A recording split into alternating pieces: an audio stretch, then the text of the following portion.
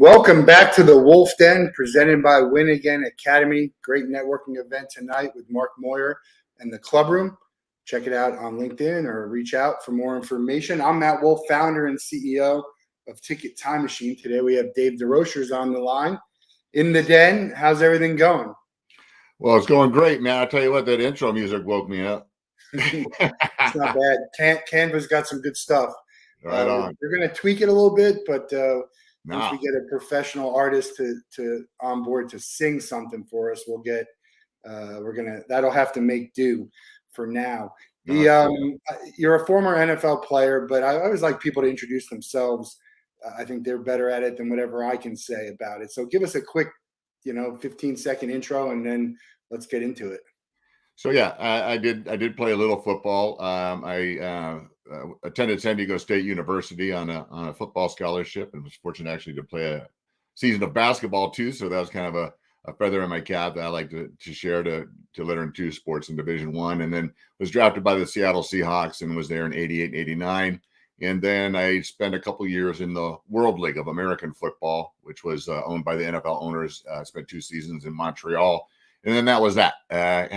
Had a good time, had a good run, but I had a job offer that I frankly couldn't refuse, and so I moved away from football. That job offer didn't translate to what it was supposed to, but then it did afford me the opportunity to do financial services for 20 years, which I did. What I've been told is successfully. I had a good time and did well with it.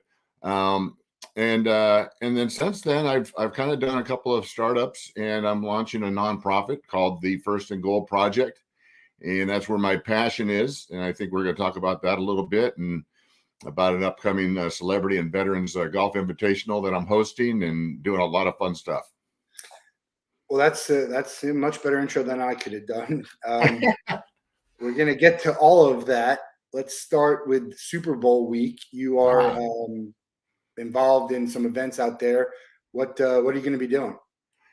Well, I'm getting out early actually, and Monday, which is well before most of the festivities begin, we're going to do a little thing at a high school talking about financial literacy, which is, like I said, right in my wheelhouse. As I mentioned, spending 20 years in the financial services industry, and I own my own little financial planning boutique before I sold it in 2010. So we're doing that with some kids, and then we're going to do a little bit of sightseeing. I'm going to go to Sedona and go visit Tom West, which is a veteran-owned coffee company outside the lines up in northern Arizona. Great dude. And then Wednesday is when things get started. I'm going to speak at the Athletes in Action networking, Darren Gray and Chris Broussard. It's called Heart of the Champion.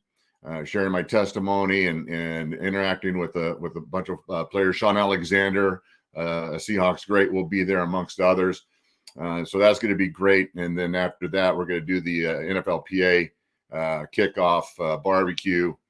Thursday, we're going to do another high school event, mentoring event at a local high school. They're expecting about 200 or 300 kids at that event.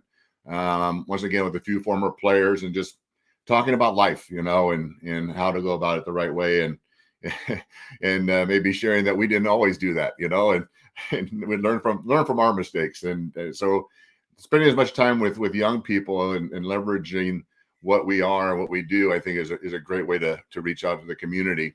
And then Thursday night is, of course, Ditka and Jaws cigar party. Unfortunately, Coach Ditka is a little older and kind of tense. So Brian Urlacher is stepping in for him, and that's going to be a great event. And then Friday we're doing Media Row and hanging out and talking to folks about what we do and how we help players transition through the First and Goal Project. And then Friday night is the NFLPA VIP party. I was going to try and get some golf in, but I can golf here. It's a long day on the course, and there's a lot of things that we can lend value to.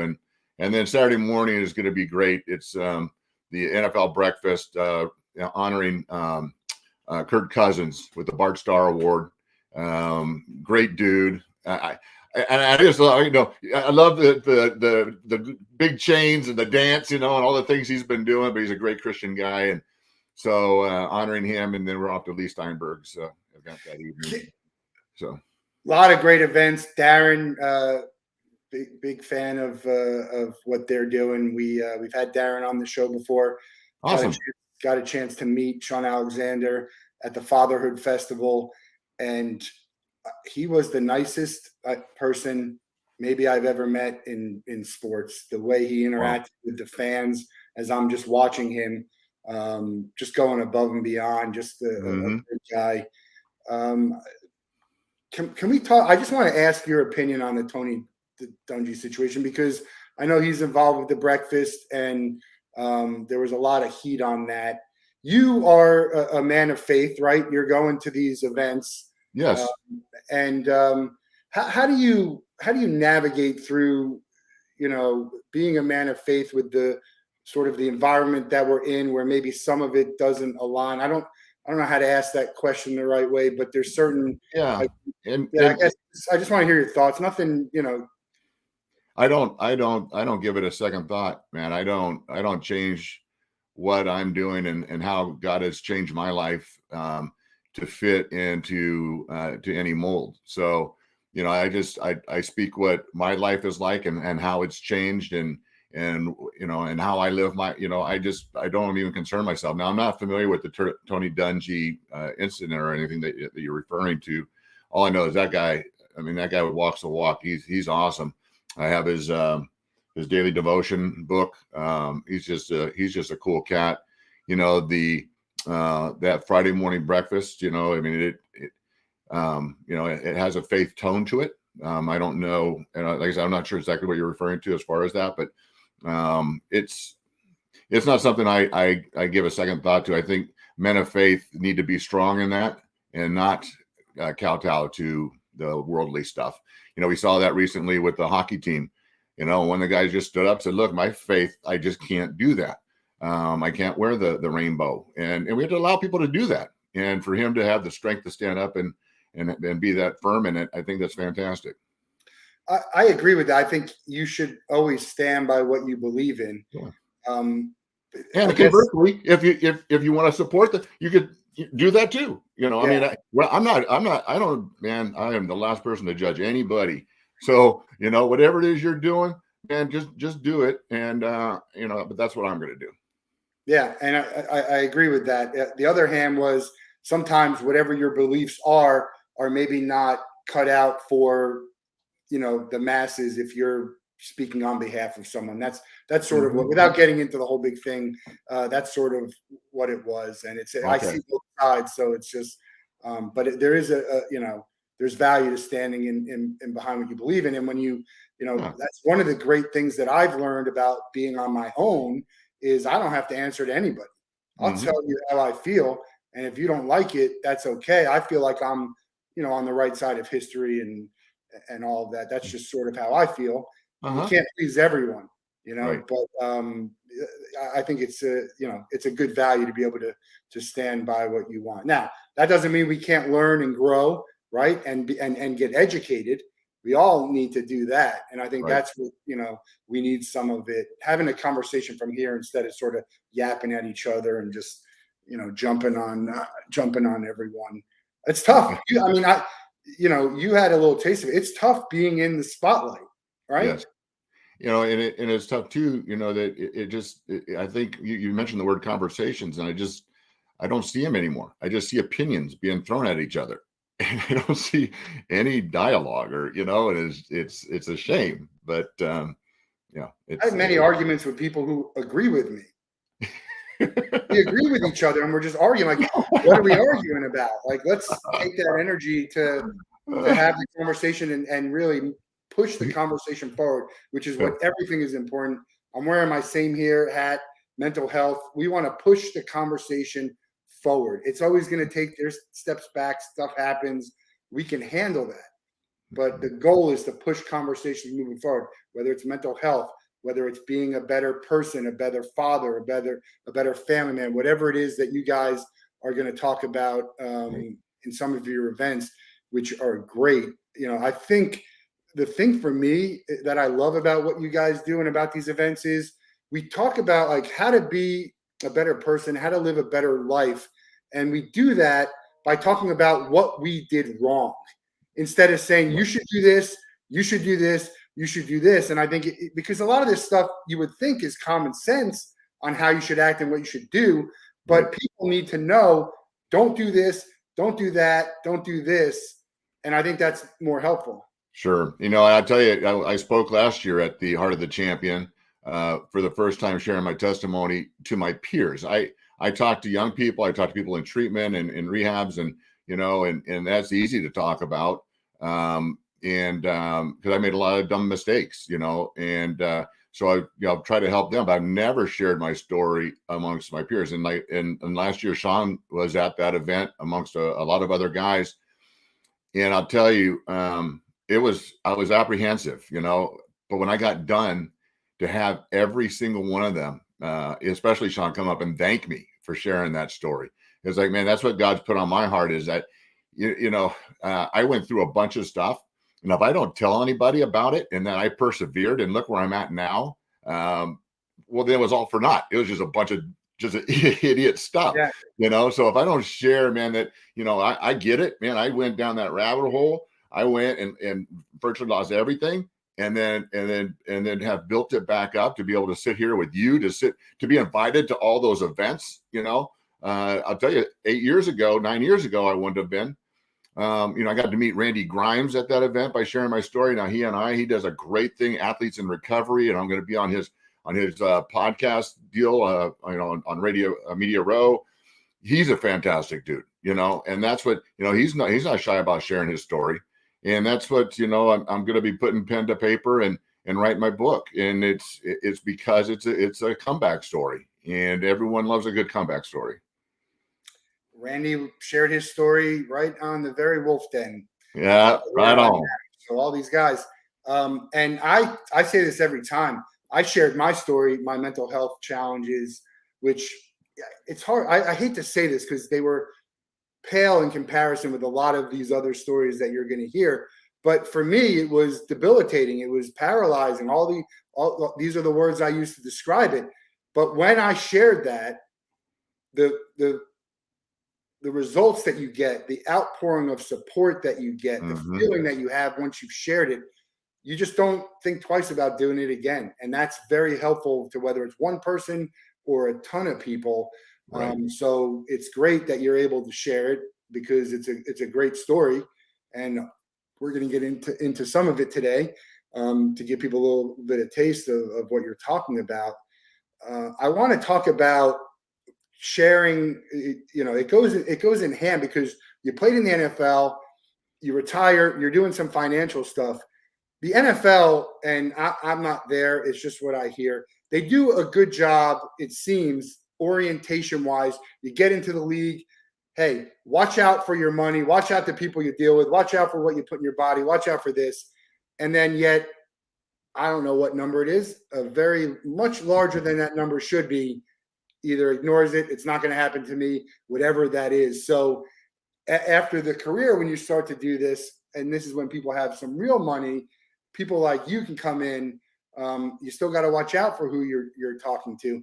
Why do you think that is? Why does that happen? Or do they not do enough? Is it just like, hey, we did this one thing because we have to say it and we can say that we said it? We're invincible. I mean, it's an ego pride thing. I mean, when you get to that elite status, it's like, what are you going to tell me? And then you're surrounded by people that are telling you contradictory things that aren't always the best stuff. Yeah. That number you're searching for is 70% of former NFL players went bankrupt. Now, that certainly is changing because there is much more emphasis placed on financial literacy. And there's so many different groups reaching out, former players putting together programs, the league itself putting together programs. And you hear players of just living off their endorsements and sticking their salary aside. And then, of course, Matt, there's a few more zeros on those contracts than when we played. We were making above average money, but we weren't making ludicrous money.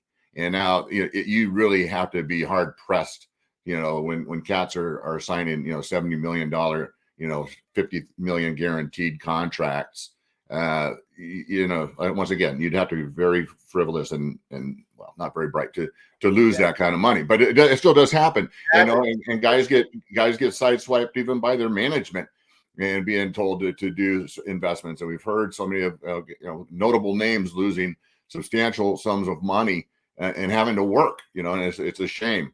So having to sell their Super Bowl rings and all that stuff. I mean, that's, to me, yeah. I know it's just a possession, but I'm a big memorabilia collectible. Like, this stuff means something to me. That hurts. That's gotta hurt. Well, I got my stuff. It reminds me where I was and what I did, and I'm proud of it. So yeah, I get it, but I also get losing stuff and making a bunch of poor choices and putting yourself in a situation that you're not making great decisions. What we're gonna give a little Wolff Den hip hop humor. We'll call it Jay-Z money instead of Ludacris money. That was good. Ludacris got some good money himself, though. Yeah. He's been in some stuff. Yeah. Talk about the downfall. Let's talk. You're in the NFL. You're playing. Life is good. Yeah. What happened?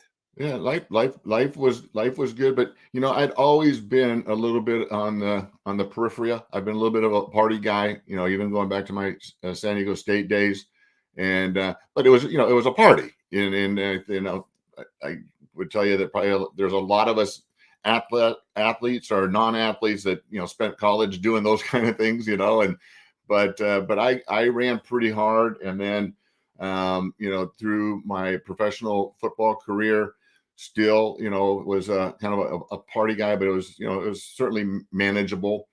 And then what happened, frankly, Matt, is that when I really started making real money, and I just started making poor choices, and the party became more than a party, and it became daily. And to the point where I remember actually praying, going, God, please not today. Let me just get through the day and not do something. And whatever it was, I was an everything guy, just whatever was in front of me. You were a man of faith back at that time. I've always been a believer, but I was certainly not living in my faith. No, okay. We would go to church on occasion, and if I wasn't high on something, I was going to be that day. So yeah, it was just not, I was not living the life, for sure. Were there people trying to help you along the way? Nobody knew. I would get up in the morning. I worked every day. Like I said, I had my own practice. I'd get up, I'd go to my office, I'd work for about an hour, make a bunch of money, and then I'd go hang out with the hoodlums and hit golf balls like the fishermen on the river and start partying, to go back to my office, close up the day, make a couple more calls, and then go pick up my family and go to the country club. And we'd hang out at the country club, have dinner, but nobody knew. Reminds me of one of my favorite scenes in movies, The Wolf of Wall Street, with McConaughey. And we don't encourage any of that, but that is one of the best scenes. You're just like, and there's truth to it, which is crazy. Oh, indeed. And so that was something. And I'll tell you, it came to a head where I got a DUI, and I had a possession charge, and I was volunteering, coaching high school football. My practice was going extremely well, big house, 5 cars, everything was great. But I was certainly, living in misery. It all came to a head, and it just kind of came crashing down. And then got divorced, and that's when I lost, that part of my life. Sold the firm for a fraction of what I could have sold it for, just to end everything. And then I just kind of lost my purpose, and I didn't have much going on. And this is certainly the Reader's Digest version of it. But what happened is it just kind of continued to spiral, and I had stopped doing everything because my daughter got pregnant and had a baby, and she was 20 years old. And I thought, okay, I can't keep living like this and, be there, even though we're, divorced, and it was a really bad divorce, and getting back into her life. And so I cleaned up my act and was going to be, grandpa and dad and all that stuff. And then 5 months, at 5 months old, the birth father shook her to death, shook my granddaughter to death. Yeah. And that was hard because I wasn't there to protect them. I wasn't in the capacity I felt I should have been. And then that sent me on my last tailspin. The one of the big caveats, and I'm sure you've heard this story, you heard it from Randy, I'm sure, I know, because I know his story, is that the thing that really was the catapult that took me from, just being able to manage everything to just being a daily, mess, was a knee surgery. And the chief of staff, who was my friend, said, yes, Dave, you do need 300 Norcos a month. I assuredly did not. Yeah. And man, I'll tell you what, those are no joke. Everything else, I did, but that thing, once you get going, you have to use it. You have to, otherwise you get sick and all these horrible things. Man, I would not wish that on anybody, but that was the thing that really kind of catapulted everything to the point where I ended up on a park bench, and it, just lost, contact with everybody. Everyone was done with me. And this is kind of a neat story, though. Do I have time? This is after your granddaughter. Yeah, this is about, I don't know, 6 months after. I'm doing the check. About a year after. Yep. Because yeah, I'd really spiraled out. I was on that park bench, and it's not the first time I was benched. And I share this story because the name of my book is called Benched. I got benched getting my butt kicked playing BYU. I was playing this guy named Sean Knight. He's 6'9", 300 some pounds, and I was a junior, and he was just kicking my butt. And so I go in for the 5th series, and my coach tugs me on the shoulder, and he goes, "Look," he goes, "you're embarrassing me. You're embarrassing your parents up there, and you're embarrassing yourself." And I'm thinking, man, that's not good. He goes, "Sit this series out, and you decide if you want to play." And so, man, I was like, yeah, I deserve. This is what this is all about. I'm going to get back on that field, but I can't very well go back out there doing the same thing and expect to be successful, right? Or expect a different result. So changed it up, got lineman of the game, ended up, just changing what I was doing things. So fast forward to getting benched again, and I'm sitting there and I'm going, how did I get here? I mean, how did I get here? And I was thinking to myself, it was like God saying, son, you're embarrassing me. You're embarrassing your parents, and you're embarrassing yourself. I blessed you with a great life, and look what you've done with it. Now you decide, if you want to, live the life I've blessed you with. And I was like, man, I have a lot to offer, but I can't very well go back out there doing the same thing, expect a different result. Right. So I had a phone number of a guy that said, hey, look, Dave, I've got somebody who's got a house. You can have a room there. And if you want to, change your life or whatever, you want to change up what you're doing, call me. That's what I had. That's what I had in my pocket. Literally. I had a cell phone, I had that card, and I had a wallet with nothing in it. It was emotionally, financially, spiritually bankrupt, just sitting there with nothing. So I call him up. I go, hey, the guy has still a room, and he came and got me the next day, took me out to Riverside. So where are you? I'm in Florida. You're out, yeah. So you don't know Riverside. Well, there's probably some parts in Florida like Riverside. It's not where I wanted to be, but it was a room. So I went out there, and that's where God took over, and I said, hey, God, whatever you present to me, I will do. And I can assure you, living in Riverside, 110 degrees, no air conditioning, on a twin bed with a fan was not my idea, but that's what was presented to me. And that's where I turned everything around, from walking to a minimum wage job at a gym to getting a bus pass. Talk about humbling. And walking to a job and riding up on a bus and buying a car at 28% interest, and just slowly turning things around. And man, it's just been a blessing. So a lot of self-inflicted wounds, but a lot of stuff that, due to no fault of your own, anyone, is devastating to a lot of people. And, that's what life goes on. Life doesn't care what happened, whether it's you lost a family member, or you lost your job, or you lost this. So it's important to grieve, it's important not to hold stuff in. It's important to do that, but it's also important to take that time you need if you can't do anything else, whatever that is. And then you have to start moving forward. Gary Goldman, I send this to all my friends now. Gary Goldman's a comedian, but he has this thing. He goes, the thing about life that is so difficult is that it's every day. It doesn't stop, right? And so, I've had this with people that I'm close with to say, look, you need to get your shit together, and then stop everything, stop working, whatever it is, and get your stuff together, and then you'll be able to move on. Yeah. But you didn't hit rock bottom.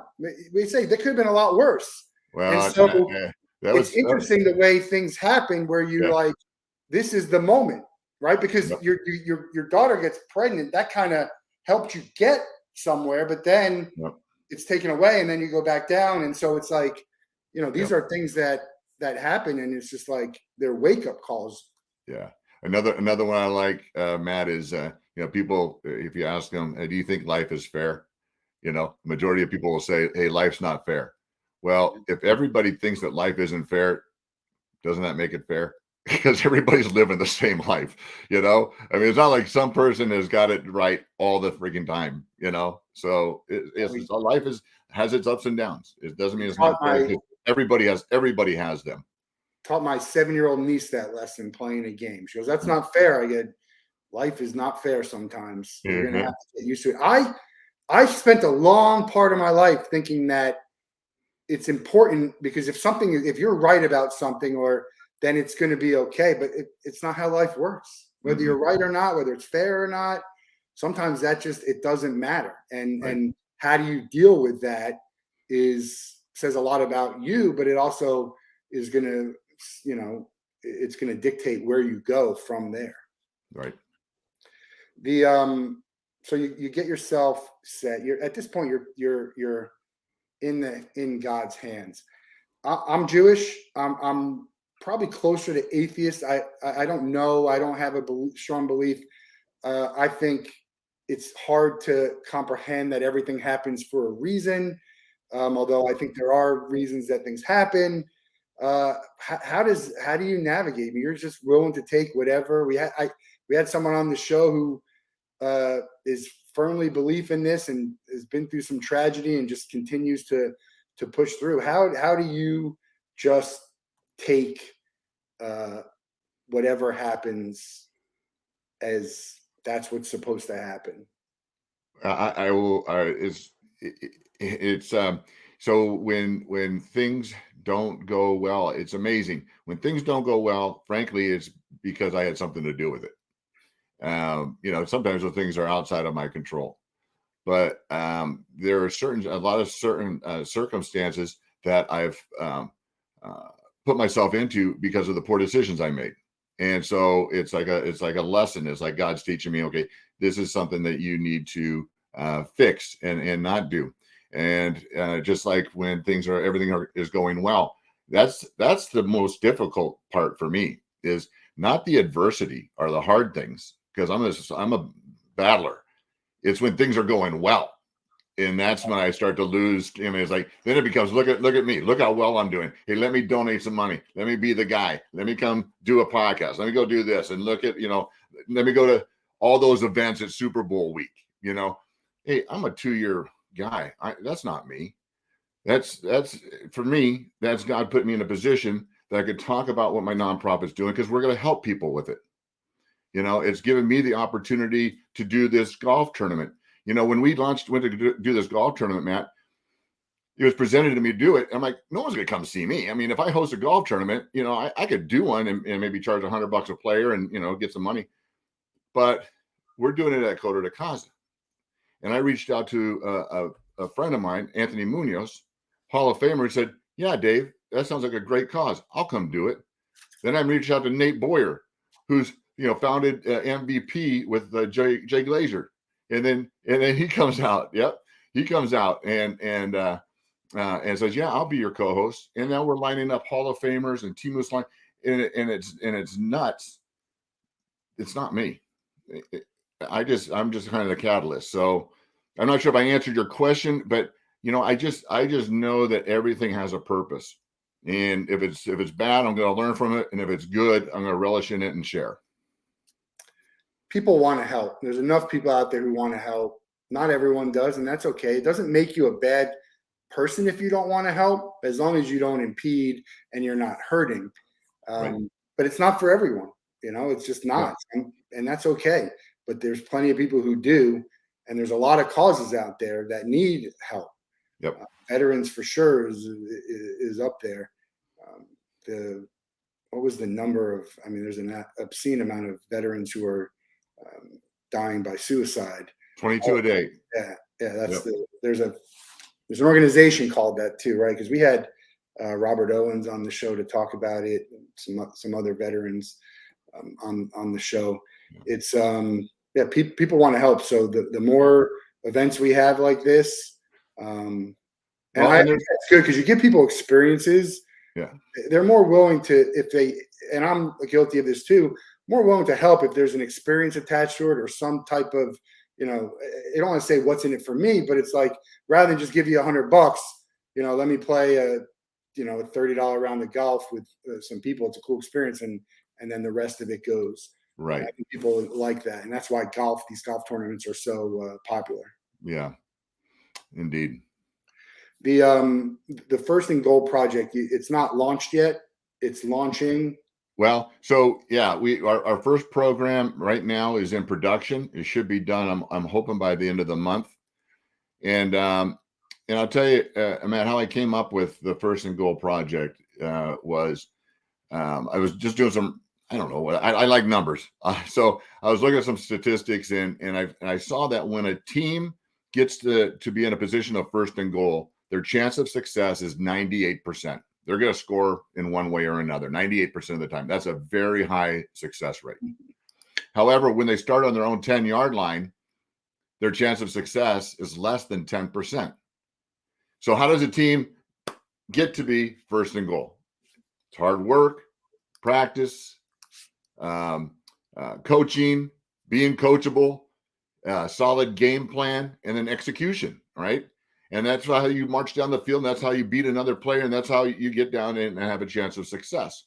Well, that's what the First and Goal project is going to provide individuals, is coaching, mentoring, certification, training, education, and helping individuals place themselves into a position of first and goal or a best chance to succeed in their next career and help them transition.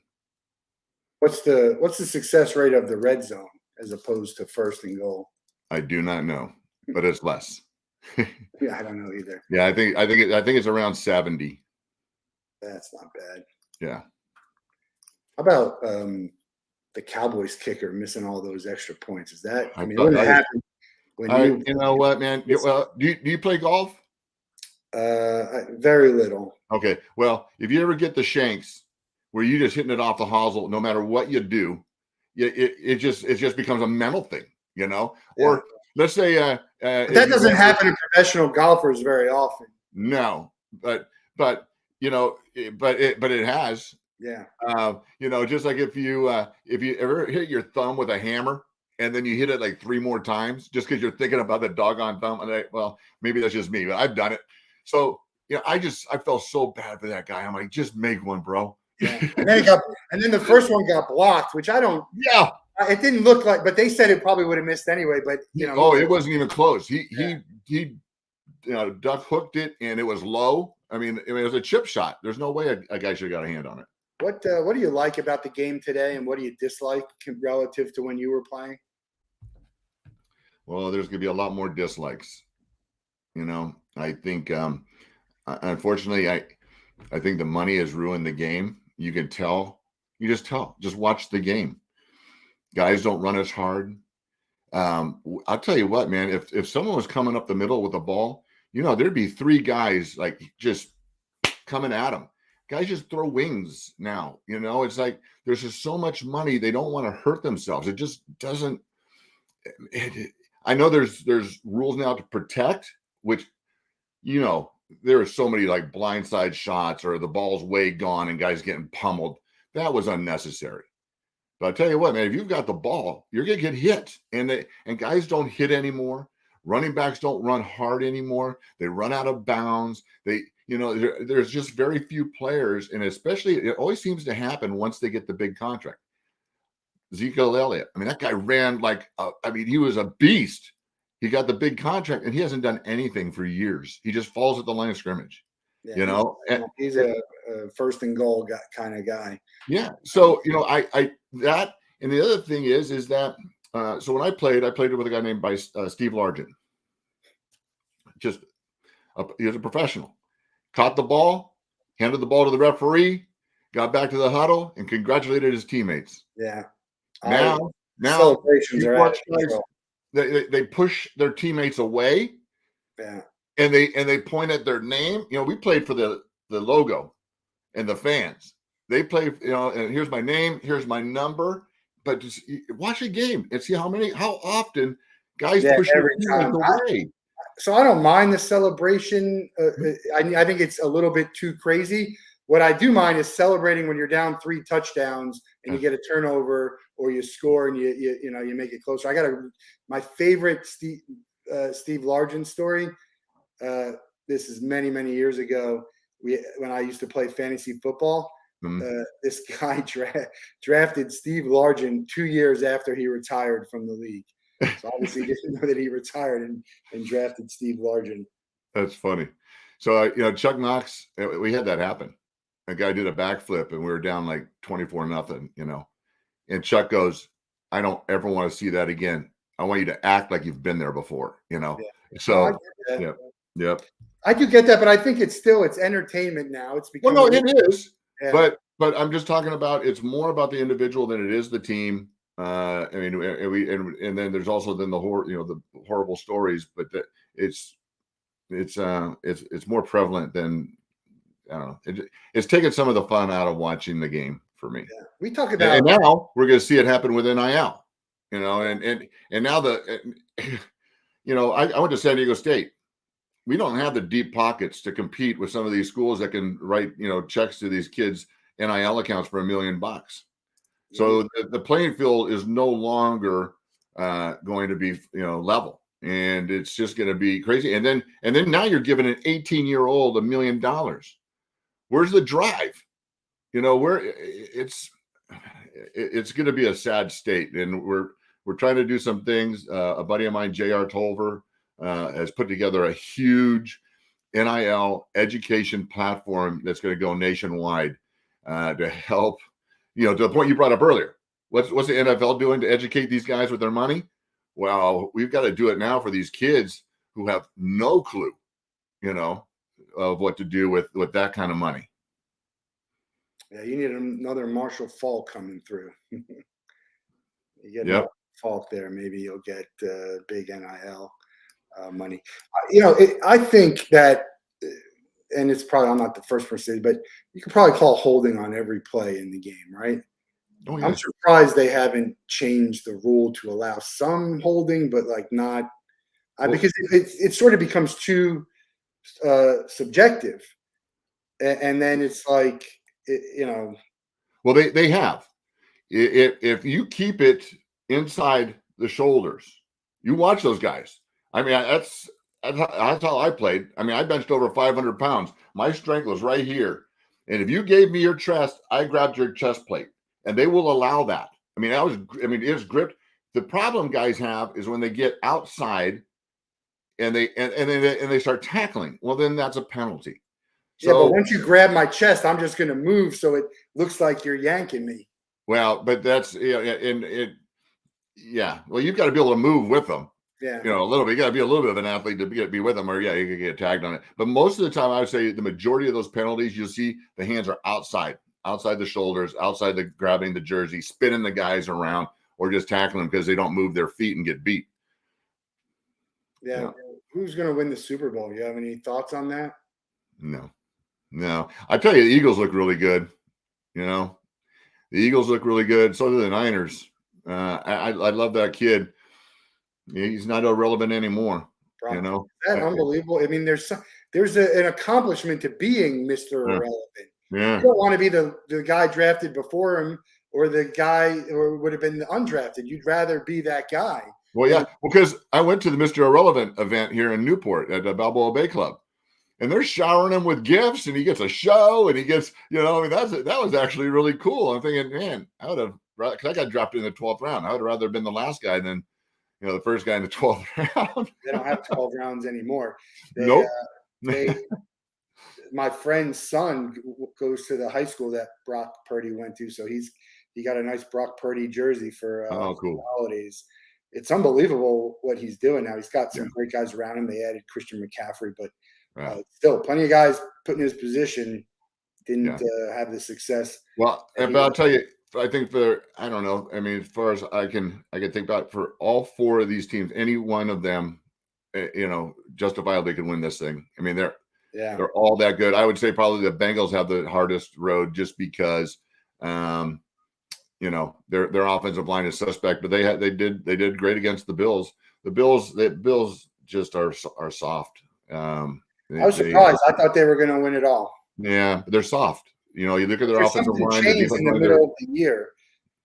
Yeah, it feels like something changed. Yep. Shannon says, "Go Birds." My wife is a Philly girl, so we're hoping. Yeah, no, they look strong. I think I saw somebody up there said something about Jalen Hurts. He's really come on, for sure. So, if you think about how crazy sports are, if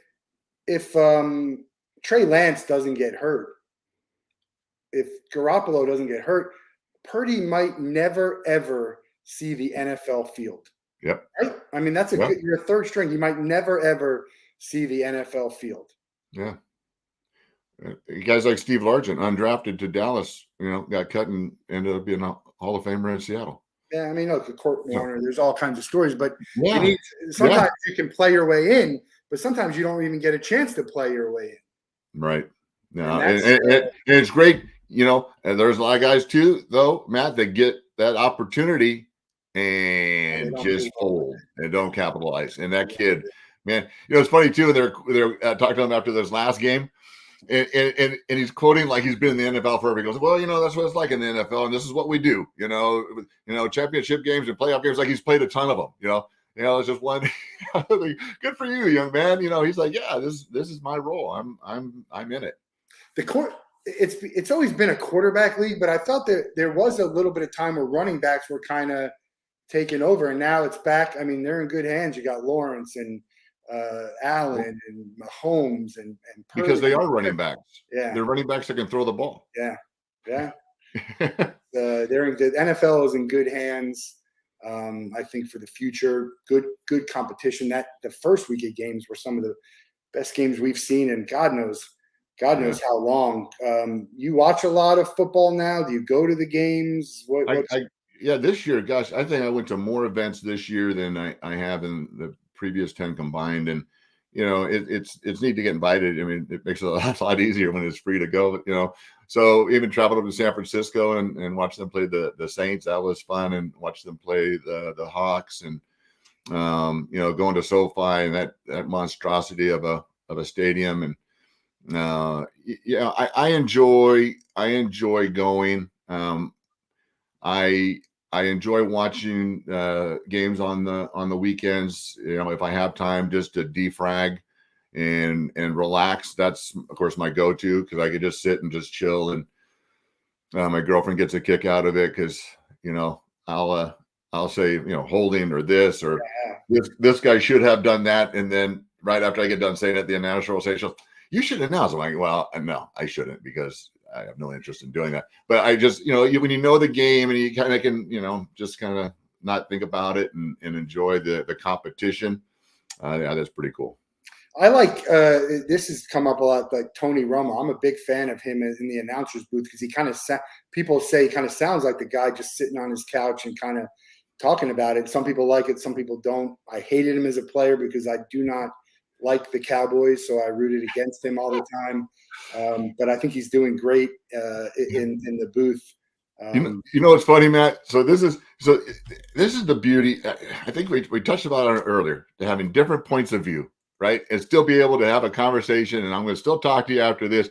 I have a completely different point of view of Tony. I actually sympathized with him as a player because he just got so berated. And, he was a fair quarterback. You know, I mean, I don't think he ever came out and said he was the best, but he was the Cowboys quarterback, so everyone expected him to be the best, and he was a fair quarterback. Oh my gosh, he drives me nuts in the booth.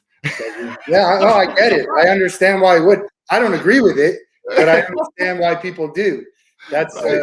So I love it. You know, but I tell you, he is knowledgeable. You know, it's just he just seems to go on and doesn't let the other cat talk.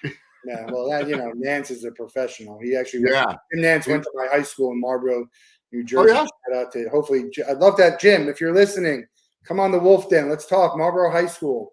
Right on, Jim Nance. Go check out Matt Wolff. It's look, it's not going to be everyone's cup of tea, but that's right. Would you have wanted? I mean, it seems like all the players are now. They're announcing they're in the studio. Most of them, I think, are pretty good, but some are just there because Gronk was there. I think Gronk isn't bad. I don't think he's great. If it's someone else and you're not looking at and you just hear it, you'd be just like, yeah. He's just a character, Is a Kittle, man. How great is that guy for the game? That's George Kittle is just a great character, man. I love the energy and watching him play, and he just gives it everything, and then he's just a goofball and having a blast. Gronk's kind of the same thing. I will tell you though, announcing is not easy. I have done it like for fun, like hey, let's just sit and announce this game. It's a craft, it's a craft, and then also the pros. They're working all week long to get all the players' names and the positions and where they're from because it comes right off their tongue. That is a very difficult job. Speaking of that, did you see the clip of the NBC anchor who said Kansas shitty? No. Oh man, it was all over. You felt bad for her because as you watch it, you're understanding where she got that because what she was going to say in Chiefs and. Okay. So it was just a faux pas. She was talking about it was. I don't think there was any intent towards it. I don't know her well enough to know who she doesn't like. How are the Cowboys, going back to the Cowboys, because Shannon's obviously a Philly fan. How are they still America's team? Or are they? I think it's just a title that's stuck. I'll tell you. So I go back to the way Landry was handled, and these different things, and when they took over that organization. But I will tell you, Jerry Jones, love him or hate him, and I think most people don't care for him much. But man, he's a brilliant business guy. And I'll tell you a quick story. I don't know if you know this. So did you hear this about when they were building the stadium? And his wife wanted this particular Italian marble for the VIP, whatever, the really nice room. And they said, that's fine, but it's going to take 3 months. And Jerry said, no, we need it next week or something. And he goes, well, we're not going to be able to do that. And he said, well, that's the tile my wife, or whatever, the thing my wife wants. So he buys the company. He bought the company, got his wife's tile, and then sold it for twice as much as he bought it for. No, you can't argue the business. Yeah, I always thought that was funny as heck. But here's what I'll say about Jerry, and I'm curious to hear your thoughts. By the way, I hate the stadium. I think it's too big. It's obnoxious. I've been to SoFi, which to me is the nicest thing I've seen in sports. I just don't like Jerry's world. I will tell you that if you start to think about how many owners you can name of teams, there's not a lot. And so if you can name the owner of a team, he's probably doing something wrong and not right. Like, Cuban is I think an outlier, but for the most part, you shouldn't know the owner of the team. Right. Yeah. Well, Kraft and. Kraft, but he was known because he was winning so much. Right. Right. Yeah, and if you're winning so much, you're going to know because they're always on TV and they're showing them, and or maybe you get caught on camera doing something you shouldn't. I don't know. I don't know. We'll see what happens. It's you talked about basketball. Do you ever think about what could have been if you were maybe more talented in basketball, and that you would have been a professional basketball player, or maybe what sport would have been Hey, good? actually, like I said, I lettered 1 year at San Diego State. I made it a final cut for Olympic development. I was probably above average basketball player. I had fun. And no, that's at 6'7", and my size, I wasn't going to be long for that sport. My little brother, who's 6'9", is the all-time leading scorer for Zeus Pacific University, and then went on to play in Brazil for a couple of years in Germany. And he had a great basketball career. I went exactly where I was supposed to. I wasn't going to play football, actually, and I was going to take my little scholarship to Cal State LA and play basketball. And I had a high school new coach show up and go, hey, son, you going to play football for me? And I said, no. He asked me why. I said, because I'm not very good. And I'm pretty good at basketball. He said, as I told him about my scholarship, he goes, oh, no, come play football for me. I'll get you a better scholarship. And, it came out. Hey, I do want to talk a little bit about my golf tournament. I think we're getting close to that hour. Yeah. March 20th in California. Yeah. So it's the First and Goal Project. My nonprofit is hosting a celebrity and veterans golf invitational.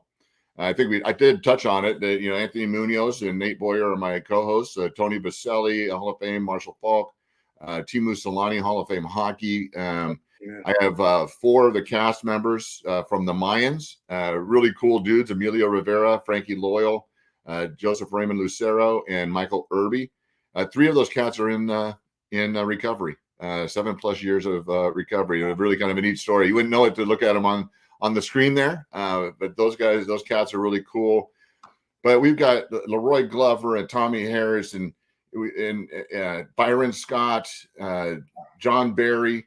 So we've got just a dynamic group of celebrities. But the important thing is that this is for veteran support programs here in Orange County, and they're listed on the flyer. If you sort us out or go to my website, there's a link there that tells you about the nonprofits we're benefiting, all veteran related. We're gonna have a couple of Medal of Honor recipients there. And what's really cool, Matt, we have 2 holes set up. They're Valor holes for veterans that can't play, whether it be amputees or whatever, or they just don't want to. So they can come. They'll be hosted all day long. They can cheer, boo, heckle the foursomes as they come through, and hang out. And celebrities can hang out with them and take pictures and autographs.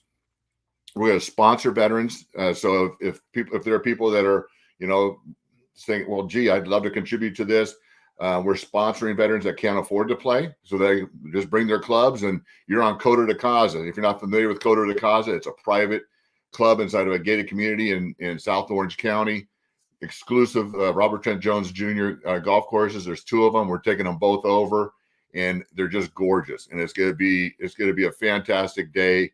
Once again, it's all about the veterans. We're doing so many neat things for the veteran community and players to make it a great event for them. The celebrities are all there to support it, so it's going to be a blast. Do you know Ted Simons? I do not. I'll have to introduce you to him. He does a lot of stuff in the Arizona area for veterans and golf, around veterans and golf. Tim probably knows him. Tim. Oh yeah. Tim's gonna be at the tournament. Yeah, he might be good to help you out with that.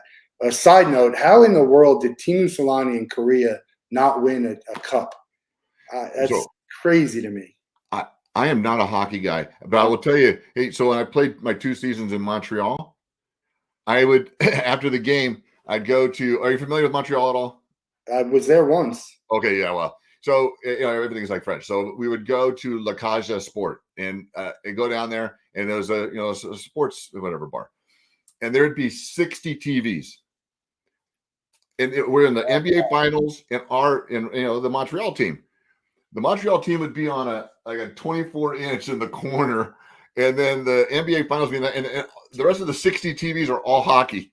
I didn't know nothing from hockey. I had no idea what was going on. And meanwhile, you know how long it's been since any Canadian team has won the Stanley Cup? It's a long, long time. Is that right? Yeah. Yeah. Long time. But that's their sport. Yeah. It's great. A great mix of people at this. They can get more information at it's here. You can get the link here, but if you reach out to either Dave or myself, we can get you flyers and information. And Tickets on sale now, or everything? Tickets are on sale. We're over half sold out. We're 2 months away. There's still some sponsorship opportunities available. So yeah, please reach out if you have any interest, or if you know anybody that might be interested, please forward the information. I would certainly appreciate it. And this is our first one, and to have this much interest is fantastic. And I certainly know that we're going to be adding some more great players. I mean, I'm spending a week in Arizona with a bunch of pretty good names. So we'll be able to capture a couple more great names. So if you'd like to, hang out. And the cool thing about this too, Matt, is that the celebrities aren't stuck with a foursome. So, you're not going to be stuck with one celebrity the whole time. The celebrities will each have their own carts, and they're going to play 3 holes with foursome. So a foursome is going to meet and be able to hang out with 3, 4, 5, 6 celebrities throughout the entire event. And so it's going to be neat. They're going to be at their leisure, and so it's going to be pretty cool. That sounds great. I like that, instead of just being stuck, 3 guys in one.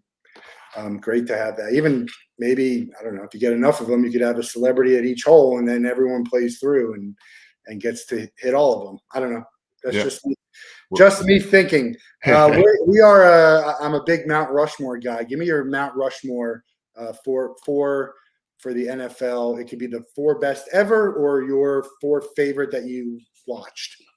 So so Steve Largent has to be on there.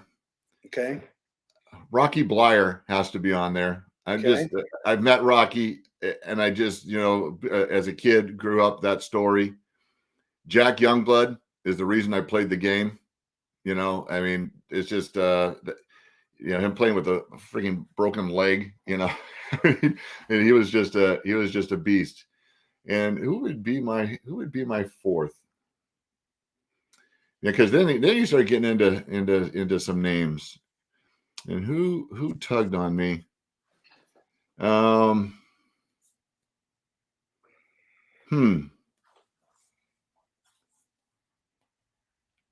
don't know that there's who would be my 4th. Mean Joe Green. Mean Joe Green. Yep. Great Super Bowl commercial. Great Super Bowl. Okay, I hate to say it. That's what I based it on. That's one of the greatest. One of the greatest you'll ever have. Oh my gosh, it tugged on you when I was a kid. I watched it, man. Sometimes they bring it back, I mean, that was just a great commercial. Classic. And a great football name, right? Yeah, Mean Joe. Geez, that's a great name. I love the Steelers. Did you have a nickname when you were playing? They called me Leo.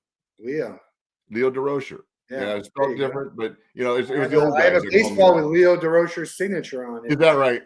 Yeah. So it's funny because we collected cards, and so we asked Dad, "Hey, Dad, are we related to Leo DesRochers?" It's spelled completely different. He goes, "Yeah, we're like distant cousins," and he changed the spelling up or something. He made up some story, which is totally not true. House on fire. All the people and the pets out safely. You can grab one thing, memorabilia. What are you taking from your playing days in your life? Well, Bible's out too. Forget that. Yeah, and the girlfriend can run for herself. Everyone's out. Okay, everyone's out. So the one thing I'm really proud of is making it to the NFL.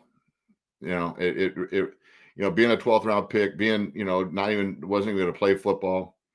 Is that Seahawks helmet your favorite thing? Yeah. You have? Yeah. I'll tell you a quick story too, if I have a minute. Yeah. So when it looked like I was going to make the team, the veteran offensive lineman would meet at a pizza place after the second practice during 2-a-days and have beer until the evening meetings. So they invited me, and so I show up, apprehensive, not sure what to do. And of course, my job was to get the beer, So fine, that's cool. Well, Brian Bosworth was joining those, and if you remember the Boz, well, the year before I got there, he had written a book, and he called out the offensive lineman for the Seahawks as being worse than UW's offensive line. And so he was there making amends, and he would pay for the beer and I'd go get it, Well, they had come, he wore those gargoyle glasses from the Terminator that Schwarzenegger wore. He used to wear them. So Gargoyle came to him and said, "Look, we want to create a line of 44 Blues." His number was 44. 44 Blues, your own private line. So he's telling the guys about it, and all the linemen go, hey, Brian, you can get us a pair of glasses. And Brian said, of course, And I asked him, and I said, hey, Brian, can I get a pair too? And he looks at me and goes, look, you just worry about making the team. Okay, I'll go get the beer, But the day of final cuts, I walk in, heart's beating. I look at my locker. There's no tape. Everything's still in it. And I sit down, and nobody's tapping me on the shoulder. And I look up, and on my top shelf is a pair of 44 Blues. That's awesome. And I made it. You know what I mean? And that's a testament to the difference between Brian and the boss. Boss was the persona. He was a first one to understand branding and how to leverage it and make a ton of money outside of the game. But Brian was a good dude. And just sit there and look at them. I'm holy smokes, I'm one of these guys. He had the cool factor, like Jim McMahon, who's going to be at all these events that you're talking about playing golf. He had that cool factor. Reminds me of the Major League movie when they put the fake tape on Charlie Sheen's locker to make him think that he got cut, but he didn't. He went in, and they put on him. That's a great story. Am I right in assuming that you're not a fan of the Seahawks neon green coloring that they've changed? Okay, so the color bright uniforms, those are hard to watch. But the little touch of green in there, what? At first, I didn't get it, but I dig it. I dig it. I'm colorblind, so I don't know that I see it in its full capacity. But it looks yellow to me, anyways. But my daughter loves green, so it's all good. It's all good. But those are the colors. We're gonna let you out of the Wolff Den with the same question everyone gets. You can spend a full day, 24 hours with anyone in the world. They have to be alive, and you can't be related to them. Who would you pick, and what would you guys do?